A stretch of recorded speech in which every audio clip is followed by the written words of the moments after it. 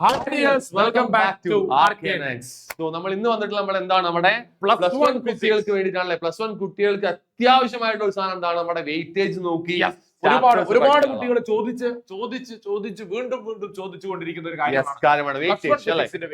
അപ്പൊ നമ്മുടെ ക്രിസ്മസ് എക്സാമിന് വേണ്ടി ഫിസിക്സിൽ നിന്ന് ഓരോ ചാപ്റ്ററിനും എത്ര വെയിറ്റേജ് നമുക്ക് പ്രതീക്ഷിക്കാം എന്നുള്ള കാര്യമാണ് നമ്മൾ ഈ ഒരു വീഡിയോയിലൂടെ നമ്മൾ മെയിൻ ആയിട്ട് ഉദ്ദേശിക്കുന്നത്. ഓക്കെ, നമ്മൾ 2 വർഷത്തെ 2023-24 23-ലും 24-ലും ക്രിസ്മസ് എക്സാമിന് ചോദിച്ച വെയിറ്റേജുകൾ നോക്കിക്കൊണ്ട് നമുക്ക് എന്ത് ചെയ്യണം, ഈ വർഷത്തെ ആ ഒരു വെയിറ്റേജ് എന്താ നമുക്ക് എന്ത് ചെയ്യാം, ജസ്റ്റ് ഒന്ന് പ്രിഡിക്റ്റ് ചെയ്ത് നോക്കാം. ഓക്കെ അല്ലേ?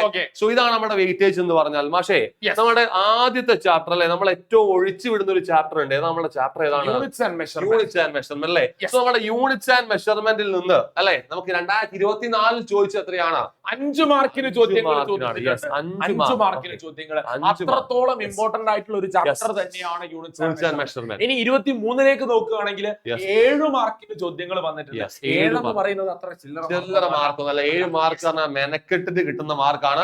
അതുകൊണ്ട് അത് പോക്കണ്ട. യൂണിറ്റ്സ് ആൻഡ് മെഷർമെന്റ് നിങ്ങൾ എന്ത് ചെയ്തോളാം, നല്ല രീതിയിൽ പഠിച്ചോളാം. ഓക്കെ അല്ലേ? ചെറിയ ക്വസ്റ്റ്യൻസ് ആയിരിക്കും, എന്തായാലും ആൻസർ തീർച്ചയായിട്ടും സിമ്പിൾ ആയിട്ടുള്ള ഒരു ചാപ്റ്റർ തന്നെയാണ്. നമ്മുടെ ഡയമെൻഷനും കാര്യങ്ങളൊക്കെ തന്നെയായിരിക്കും ഉണ്ടാവുക.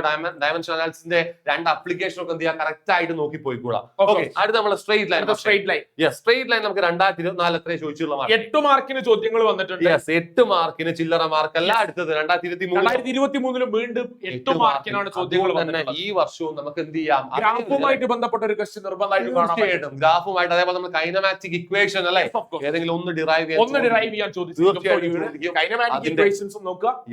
അതിന്റെ പ്രോബ്ലംസ് എന്ത് ചെയ്യാം, നോക്കി വെച്ചോളാം. ഓക്കെ അല്ലേ? അപ്പൊ നമുക്ക് ഈ വർഷവും എന്ത് ചെയ്യാം, ഏകദേശം ഒരു 7-8 മാർക്കിന് ഓർ ക്വസ്റ്റ്യൻ അടക്കം, നമ്മളിവിടെ എടുത്ത് ഓർ ക്വസ്റ്റ്യൻ അടക്കമുള്ള മാർക്കാണ് എടുത്തിട്ടുള്ളത്. സോ ഓർ ക്വസ്റ്റ്യൻ അടക്കം ഏകദേശം ഒരു 7 to 8 മാർക്ക് നമുക്ക് എന്ത് ചെയ്യാം, ക്വസ്റ്റ്യൻസ് ഈ വർഷവും പ്രതീക്ഷിക്കാം. അടുത്ത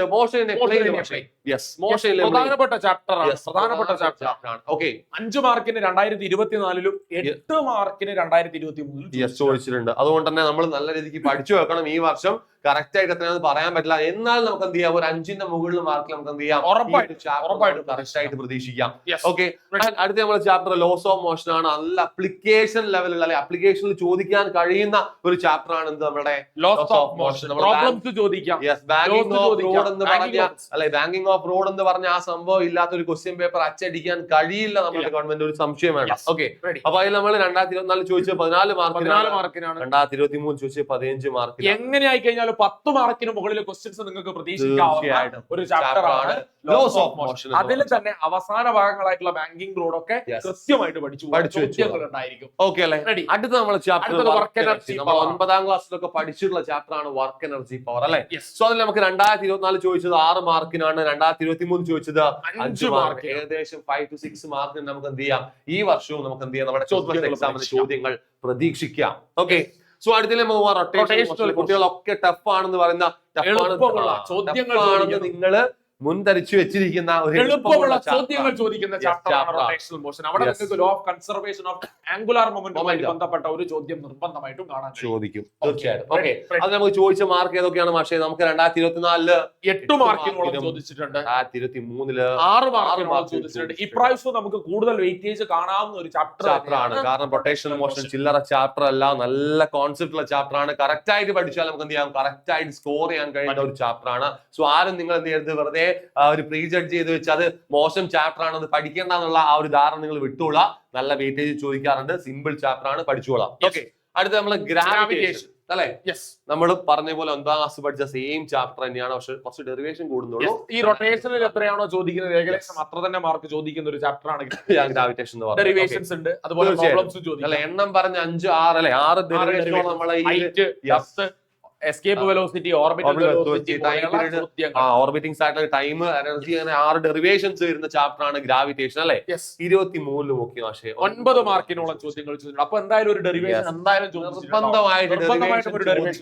അല്ലെ ചോദിക്കും. 1 മാർക്കിനൊക്കെ നല്ല അല്ലെ, നമ്മുടെ എസ്കേപ്പ് വെലോസിറ്റിന്റെ വാല്യൂ അല്ലെങ്കിൽ ഈ acceleration due to gravity, independent of ഒരു മാസം ഒരുപാട് ചോദ്യങ്ങൾ, ഒരു മാർക്കിന് ചോദ്യങ്ങൾ. തീർച്ചയായിട്ടും. ഓക്കെ, സോ അപ്പൊ നമ്മൾ ഈ വർഷം എന്ത് ചെയ്യും, നമ്മൾ അതിനെ ഒരു 7 to 8 മാർക്ക് നമുക്ക് എന്ത് ചെയ്യാം, ഈ വർഷം നമ്മൾ ഗ്രാവിറ്റേഷൻ പ്രതീക്ഷിച്ചേ പറ്റുള്ളൂ. ഓക്കെ, അടുത്ത നമ്മുടെ സോളിഡ്സ് ചാപ്റ്റർ ആണ്. അത്രത്തോളം പ്രാധാന്യമില്ല എല്ലാവർക്കും അറിയുന്ന സ്കോർ ചെയ്യാൻ പറ്റും, സ്കിപ്പ് ചെയ്യരുത്. ഓക്കെ അല്ലേ?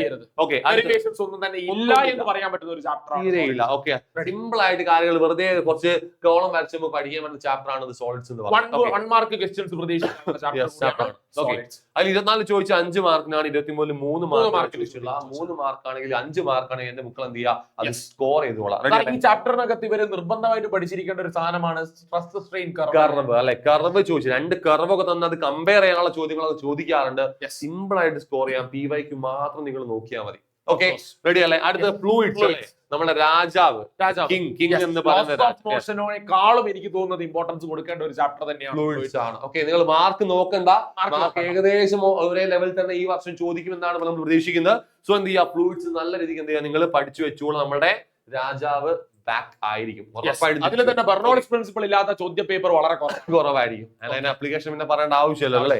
ഓക്കെ, റെഡി അല്ല? അടുത്ത നമ്മളെ തെർമൽ പ്രോപ്പർട്ടീസ് ഓഫ് മാറ്റർ. അത്രത്തോളം ചോദ്യങ്ങൾ ചോദിക്കാറില്ല. അതും ഏത് ചോദിച്ചാൽ നമുക്ക് എങ്ങോട്ട് പോവാം, ബേസ് കൺവേർഷനിലേക്ക് പോവാം അല്ലെ? അങ്ങനത്തെ രീതിയിലുള്ള ക്വസ്റ്റ്യൻസ് ഒക്കെ, കണ്ടക്ഷൻ കൺവെക്ഷൻ എന്നൊക്കെ പറഞ്ഞ, റേഡിയേഷൻ എന്ന് പറഞ്ഞ ആ സാധനത്തൊക്കെ നമുക്ക് എന്ത് ചെയ്യാം, ചോദിക്കാം. 3 മാർക്കിനോളം 2023 ചോദിച്ചിട്ടുണ്ട്, 4 മാർക്ക് 2024 ചോദിച്ചിട്ടുണ്ട്. ഏകദേശം ആ റേഞ്ചിൽ നിങ്ങൾക്ക് എന്ത് ചെയ്യാം, ഈ വർഷം നിങ്ങൾക്ക് കറക്റ്റ് ആയിട്ട് പ്രതീക്ഷിക്കാം. ഓക്കെ, അത് നമ്മൾ അവസാനത്തെ ചാപ്റ്റർ തെർമോഡൈനാമിക്സ് ആണ്. തെർമോഡൈനാമിക്സിൽ നിന്ന് മൊത്തം ചോദിക്കുക ചോദിക്കാൻ ഇല്ല, ചോദിക്കുക ചോദിച്ചാൽ ചോദിക്കുകയും ചെയ്യും.